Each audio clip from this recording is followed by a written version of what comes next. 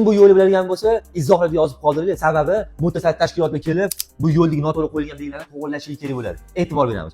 3.4 yuk avtomobillar harakatlanishi mumkin emas degan belgi turibdi. Vazni ko'rsatilmagan. Demak, ruxsat etilgan to'liq vazni 3,5 tonnadan ortiq bo'lgan yuk avtomobillarni mana shu chegara, shu yerdan yurish mumkin emas. Mana bu 3.8 o'ngga burish taqiqlanadi. Umuman o'ngga burilmalar deyapti bu yerdan. Buni qo'yish kerak emas. O'zi nima qo'yishmoqchi bo'lishgan o'zi? Yuk avtomobillar o'ngga harakat taqiqlashmoqchi bo'lishgan. Hamcha qo'yib qo'yish kerak. Bo'lsa 3.4. Qanaqa qo'yish kerak? Olib tashlash kerak buni. Juda ham oldindan noto'g'ri qo'yishgan. Mana bu turog'i yuk avtomobillarning harakatlanishi taqiqlangan belgini qo'yishadi. Tegi 7-guruh 731 ta'sir yo'nalish degan belgi bor, strelka. Ana o'shani qo'yib qo'ysin. Bo'ldi. Bundan keladi yuk avtomobil. Menga o'ngga harakat taqiqlangan ekan, to'liq vazn ushlayapman ortig'iga. Men yura olmas ekanman deydi, to'rga o'tib turadi. Qolgan to'rdagi transport vosita o'ngga burib turadi. Bo'ldi. Bu hozir haydovchilar chaqiradi bu. Voy, menga bu ish mumkin emas ekan lekin ham kirib chiqib turibdi bu yerdan.